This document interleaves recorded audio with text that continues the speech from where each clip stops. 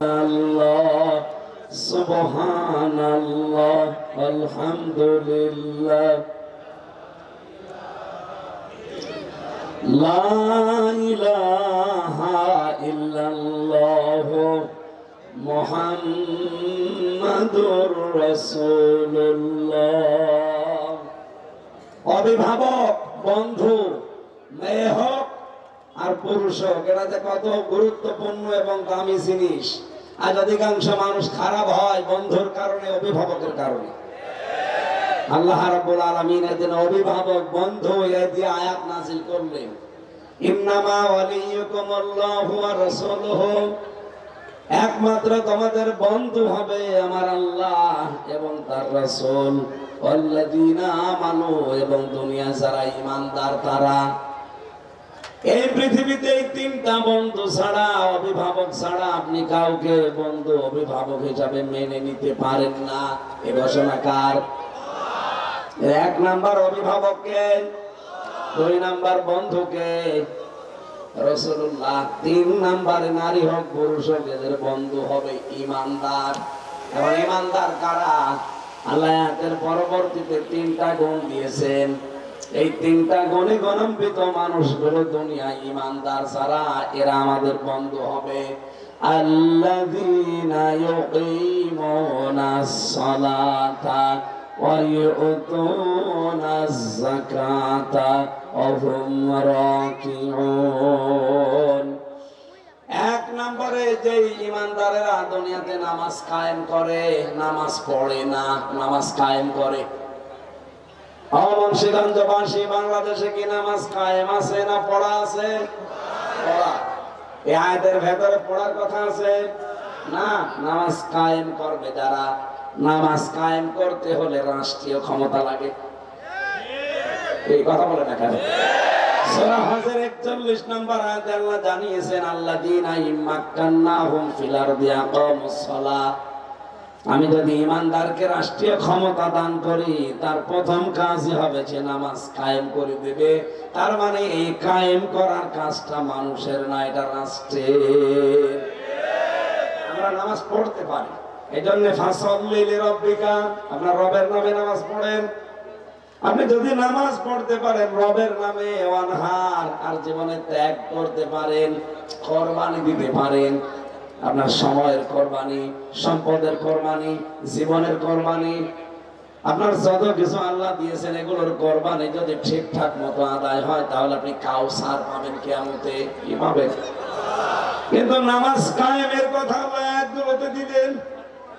আল্লাহকে যদি কেউ সত্যি আমরা অভিভাবক হিসাবে পেতে চাই, আর রাসূলুল্লাহকে কেউ যদি অভিভাবক হিসাবে পেতে চাই, আর এই বাংলাদেশে আমরা যদি কাউকে অভিভাবক হিসাবে দায়িত্ব দিতে চাই, এই তিনটা গুণ তার ভেতরে থাকা লাগবে। যারা নামাজ কায়েমের আন্দোলন করে, বাংলাদেশে হাজারো মুসলমান নামাজ পড়ে কিন্তু নামাজ কায়েমের কোনো চিন্তা নেই। এক কথা বলে না কেন? যেহেতু নামাজ কায়েম করতে হলে রাষ্ট্রীয় ক্ষমতা লাগে, আর এই জায়গায় যাওয়ার কথা বললেই বলে এটা রাজনীতি। এক কথা বলে না কেন? অত মানুষ আজ আলেমদেরকে বলছে এরা রাজনীতি করে, বলছে না? শুধু এতটুকুই বলছে না, এমনকি আলেমদেরকে তারা ধর্ম ব্যবসায় পর্যন্ত বলছে। আমরা কি ধর্মের ব্যবসা করব? ধর্ম ব্যবসা তো করে তারা যারা বছরে একবার টুপি মাথায় দেয়। আমরা তো ধর্মের ব্যবসা না, আমরা ধর্ম তো সারা জীবনই মেনে চলি। কথা বলেন ঠিক কিনা? সত্যি সত্যি যদি আপনি এই দুনিয়াতে কাউকে অভিভাবক হিসাবে দায়িত্ব দিতে চান, সামনে যেহেতু দায়িত্ব দেওয়ার সময় আসতেছে, কথা বলে না কেন, এমন মানুষকে দায়িত্ব দেওয়া লাগবে যারা নামাজ কায়েমের আন্দোলন করে, যারা প্রতিদিন এভাবে লিখে রাখা লাগে যে আমি নামাজ পড়ি, তাও জামাতে পড়ি না, একা একা পড়ি। এটা লিখে রাখা লাগে না? আপনি আন্দাজে বললে হবে না। এদেশে তো কত দল কাজ করছে, কোন দলের কর্মসূচি আছে দেখান যে লিখে রাখা লাগে। আমি নামাজ এমনি পড়লাম না জামাতে পড়লাম, ওটা আবার লিখে দেখানো লাগবে। বেশি বলছি? এই ট্রেনিংটা আপনি কোথায় পাবেন? সেখানে আপনি দেখবেন যে নামাজ যারা কায়েমের জন্য চেষ্টা চালায়, শুধু নিজে পড়ে না, নিজের বউ ছেলে মেয়ে পড়ে না, ওরা চেষ্টা চালায় পরিবার, সমাজ এবং রাষ্ট্রে যেন নামাজ কায়েম হয়ে যায়। এটাকে যারা রাজনীতি মনে করে মুখ ফিরিয়ে চলে যাচ্ছেন, আপনার ঈমান থাকবে না।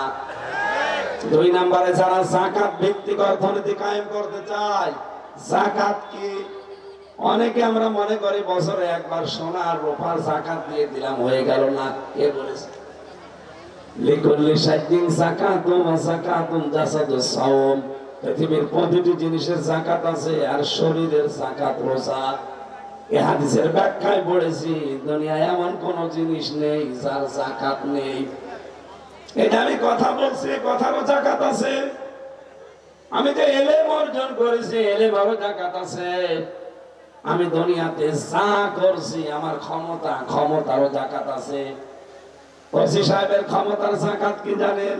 এই যে ওসি যিনি আছেন এই শ্রীনগর থানায়, একটা লোককে কনস্টেবল ধরে পিটাচ্ছে।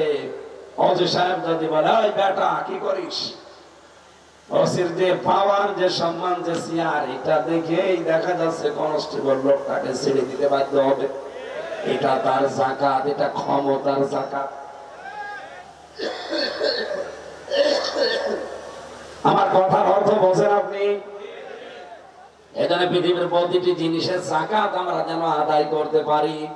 আজ বাংলাদেশে ইসলামী ব্যাংকে মোশারাকা, মুদারাবা, মুরাবাহা, বায়ে সালাম, বায়ে ইস্তেসনা, বায়ে মুআজ্জাল, বায়ে ওয়াহিদা, এরকম 28টা নিয়ম দিয়ে তারা ব্যাংক চালাচ্ছে। বাংলাদেশের প্রতিটি ব্যাংক যদি এই নিয়ম নীতিগুলো ইসলামী অর্থনীতি মেনে চলতো, এই দেশে সুদ বলতে আর কিছু থাকতো না। কিন্তু এটা হওয়ার জন্য রাষ্ট্রীয় ক্ষমতা লাগবে, তাছাড়া জীবনও সম্ভব না। বাংলাদেশে আমরা চাই সোনালী ব্যাংক, রূপালী ব্যাংক, অগ্রণী ব্যাংক, চৈতালি ব্যাংক। হবে, এটা হবে। যত ব্যাংক আছে সব ব্যাংক চলবে ইসলামের এই অর্থনীতির অনুসারে। আরে ভাই, আপনি সুদের বিষয় বলছেন, কত মারাত্মক জিনিস এটা।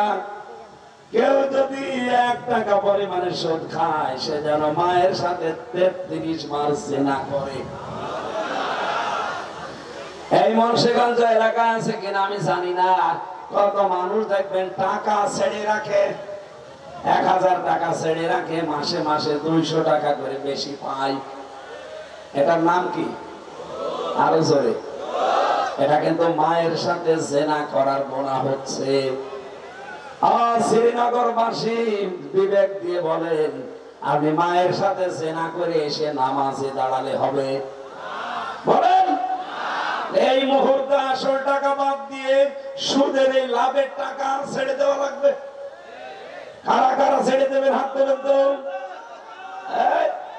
এই এলাকায় তো সুদ একেবারে ঘরে ঘরে। তার মানে আপনাদের এলাকায় 180 মাইল থেকে চলছে।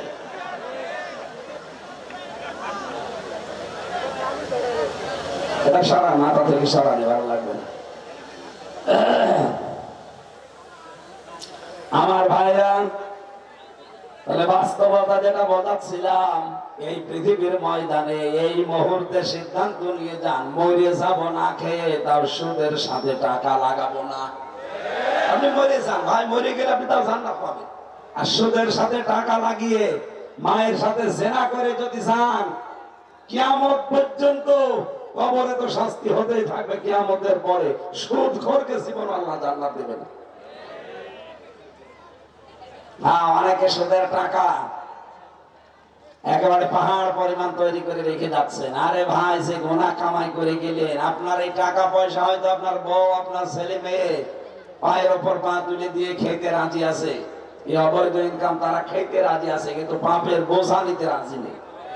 আপনি জিজ্ঞাসা করে দেখেন বউকে, যে তোমার জন্যই তো করি, এই যে সুদের সাথে আমি একটু জড়িত আছি হালকা পাতলা, এর দ্বারা যদি মনে হয় তুমি কিছু নিবা, ওর বউ বলবে কিসের কি, বিয়ে করেছে তোমার, দায়িত্ব তোমার, কোথা থেকে খেতে দিবা আমি জানি না। সুতরাং কার জন্য আপনি পাপ করাচ্ছেন? আর দুনিয়া যা, এটা তো পুরো ধোঁকা। 100 বছর পরে এই জায়গায় আমরা যারা আছি, একটা মানুষ থাকবো, সব মাটির নিচে। এখানে নতুন মানুষ এসে এই বাজার চাষ করবে। এই জমি চাষ করবে, কথা বলেন না কেন? 100 বছর পরে আপনাকে কেউ মনেও রাখবে না। আর আপনি যদি ফিরে আসেন 100 বছর পরে, মুন্সিগঞ্জ ঢুকতেও পারবেন না। আমি আমার 3 পুরুষের পরে আর চিনি না। আমার বাবা রিয়াজউদ্দিন, তার বাবা জাহান আলী, তার বাবা নমাজ আলী, এরপরে আমি আর চিনি না। খুব বেশি হলো নমাজ আলীর বাবা না 100 বছর আগে মারা গেছে। এই লোকটা যদি এখন আমার কুষ্টিয়া জেলা এসে, আমার বাড়ি কুষ্টিয়া, এসে যদি বলে এই 2 তলা বাড়ি আমার, এই ভিটা আমি বানিয়েছিলাম, আমি এখানে থাকতে চাই, আর দাঁত মুখ খুলে ফেলবো না? ভণ্ডামি করার জায়গা পান না। কিসের নমাজ আলীর বাপ আপনি? আমি তো নমাজ আলী চিনি না। কথা বলছে না কেন? এই জন্য ধরে রাখার জন্য আমরা কি করছি পাগলের মতো? আমাদের সাবধান হওয়া লাগবে ভাই। বড় সমস্যায় আছি আমরা এই বোকামি করি। 100 বছর পরে যে তার কেউ থাকতে পারবো না, কার জন্য আমি অপরাধে পা বাড়াবো? দরকারে আল্লাহর বিধান মানতে গিয়ে না কে করে দেবো। এই জন্য বন্ধু বানানো লাগবে, অভিভাবক হিসাবে তাদের দায়িত্ব দেওয়া লাগবে। যে মানুষগুলো যাকাত ভিত্তিক অর্থনীতি চায়, আর যারা সুদ চায় তাদের হাতে দেন, মায়ের সাথে জিনা করে মরবেন। আহম রাকিউন, যারা রুকুকারীদের সাথে রুকু করে, তার মানে জামাতবদ্ধ হয়ে যারা নামাজ আদায় করে, জামাতে নামাজ আদায় করে যারা, আর জামাতে নামাজ আদায় করার জন্য পরিবেশ কায়েম করা লাগবে না? মুসলমানদের কাছে আমি নামাজের কথা সচরাচর বলি না, কারণ মুসলমান যদি নামাজ না পড়ে, সে নারী হোক আর পুরুষ হোক, ও আর মুসলমান থাকে না, ও কাফের হয়ে যায়। মুসলমান আপনি নারী পুরুষ দাবি করেন যে আমি মুসলমান, আর আপনি নামাজ পড়েন না, আপনি তো কাফের হয়ে গেছেন। এখানে নামাজের ওয়াজ আমার মনে হয় আমি করিও না, ও সাথে ঠিকও না। কেন নামাজের ওয়াজ করা লাগবে মুসলমানের কাছে? যে লোকটা নামাজ পড়ে না, তার মূল্য আল্লাহর কাছে কুকুরের চাইতেও খারাপ, শুকুরের চাইতেও খারাপ। মুসা নবীর জামানায় এক মহিলা এসে বলছে, মুসা নবী, আমি যৌবনের তাড়নায় জিনা করেছি, আমার পেটে একটা সন্তান ছিল, ও জন্ম নেওয়ার পরে ওরে আমি আষাঢ় দিয়ে মেরে ফেলেছি, আমার এই গুনাহ মাফ হবে? আমার মতো অপরাধী কেউ আছে? মুসা নবী তো রাগী নবী, বললেন না, তোরে আল্লাহ মাফও করবে না, তোর মতো খারাপ মহিলা দুনিয়ায় নেই। সঙ্গে সঙ্গে জিবরাইল এসে বলে, মুসা নবী না, এই কথা বলবেন না, আল্লাহ আমাকে বলেছে যে এই মহিলার চাইতে নিকৃষ্ট মানুষ দুনিয়ায় আছে। মুসা নবী বলে, ইয়া আখি জিবরাইল উনজুর ইলাইকা, ও ভাই জিবরাইল আমার দিকে তাকান, কি বলেন আপনি? এই মহিলার চাইতে খারাপ মানুষ দুনিয়ায় আবার কে? হযরত জিবরাইল বলে, এই কথাটা বলতে আল্লাহ আমাকে পাঠিয়েছেন। এই মহিলার চাইতে আল্লাহর কাছে নিকৃষ্ট মানুষ ওইটা যারা সুস্থ থাকার পরও নামাজ পড়ে না। বহু মহিলারা আছে 3 দিন 5 দিন 7 দিন তারা অসুস্থ থাকে, এরপরে সুস্থ হওয়ার পরে নামাজ পড়তে চায় না, ঢিলিমিশি করে, গড়িমসি করে, একেবারে 15 দিন 20 দিন কাটিয়ে দেয় না। শরীর পবিত্র হয়ে গেলেই গোসল করে আপনাকে নামাজ ধরা লাগবে। যেই কয়েকত নামাজ কাজা যাবে, 72,000 বছর জাহান্নামে থাকা লাগবে এক এক ওয়াক্ত নামাজের কারণে। আশা করছি নামাজ কোনোদিন যেন ছেড়ে দেবেন না। মেয়েদের জন্য যেহেতু এদেশে এখনো সে পরিবেশ নেই, যদি পরিবেশ হয় আপনারা মসজিদে নামাজ পড়তে পারবেন, নেই যেহেতু আমরা পুরুষ মানুষ যারা আছি যেন নামাজ পড়লে জামাতবদ্ধ হয়ে পড়ি, মসজিদে পড়ি। ওমা ইয়াতাওয়াল্লাল্লাহু ওয়া রাসূলুহু ওয়াল্লাযীনা আমানু, যারা আল্লাহ রাসূল এবং ঈমানদারদের এই 3 জনকে অভিভাবক বন্ধু হিসাবে মেনে নেবে, এরা আল্লাহর সেনাবাহিনী। ফাইন্না হিজবাল্লাহি হুমুল গালিবুন, আর আল্লাহর দল হবে এই পৃথিবীতে গালিব। সুতরাং সামনে ইসলামের দিন আসতেছে, আন্তর্জাতিক ষড়যন্ত্রগুলো যদি আমরা মোকাবেলা করতে পারি, আলহামদুলিল্লাহ সামনে কোরআন দিয়ে দেশ চলবে ইনশাআল্লাহ। আল্লাহুম্মা আমিন। লা ইলাহা ইল্লা আনতা সুবহানাকা ইন্নী কুনতু মিনাজ জালিমিন। আল্লাহুম্মা গফিরলি ওয়ারহামনি ওয়াহদিনি ওয়াফিনি ওয়ারযুকনি ইয়া রাব্বাল আলামিন। আইলা সৌদি প্রবাসী তোমার বান্দা যুবক মানুষ শহীদ ইসলাম কোরআনের মাহফিলের আয়োজন করেছে, তার টাকা পয়সা অর্থনীতিতে বরকত দান করো। এলাকায় যত মানুষ কবরে শুয়ে আছে, কবরবাসীদেরকে মাফ করে দাও। শোয়েব ভাইয়ের মা বাবাকে ক্ষমা করো, তার স্ত্রী পুত্র যেগুলো সন্তান আদি দিয়েছে সহি সালামতে রাখো। জালেমরা 3টা বছর আমার শরীরের উপরে এমন কোন টর্চার নেই যা করে নাই। শরীরটা আমার ধ্বংস করে দিয়েছে। আল্লাহ তাআলা আমার শরীরকে আগের অবস্থায় ফিরিয়ে দাও, আমার কণ্ঠটা মেহেরবানি করে তুমি ভিক্ষা দাও। মা বোন যারা এসেছে অনেকে অসুস্থ, তাদেরকে শিফা দাও। যাদের স্বামী ভালো না, আল্লাহ স্বামীকে হযরতে আলীর মতো বানিয়ে দাও। সম্মানিত মা বোনদেরকে পারিবারিক জীবনে শান্তি দান করো। আল্লাহ তাআলা আমার মা বাবা, আমার স্ত্রী, সন্তান আদি তুমি যা দিয়েছো, আমার 3টা কন্যাকে তুমি ফাতিমাতুজ জোহরার মতো বানিয়ে দাও। আমি সহ যারা অসুস্থ আছি আমাদের সবাইকে তুমি শিফা দাও। বন্ধু, অভিভাবক হিসাবে, দায়িত্বশীল হিসাবে কাদেরকে গ্রহণ করা লাগবে তুমি জানিয়ে দিলে। আল্লাহ তাআলা তোমাকে, তোমার রাসূলকে আর ঈমানদার যাদের এই 3টা গুণ আছে তাদেরকে অভিভাবক হিসাবে আমাদের সামনে এনে দাও। আগামীর দেশটা কোরআনের হাতে তুলে দাও। রব্বুল আলামিন জীবনে কিচ্ছু চাই না, চর্ম চোখে দেখতে চাই তোমার কোরআন দিয়ে দেশ চলছে। বারাকাল্লাহু লানা ওয়া লাকুম ফিল কোরআনিল আযীম। মরণ আসলেই যেন পড়তে পারি লা ইলাহা ইল্লাল্লাহু মুহাম্মাদুর রাসূলুল্লাহ। আগামীতে রাতে আসবো, রাতে দিনে হবে না। আগামীতে আসলে রাতের বেলা দেখবো ইনশাআল্লাহ।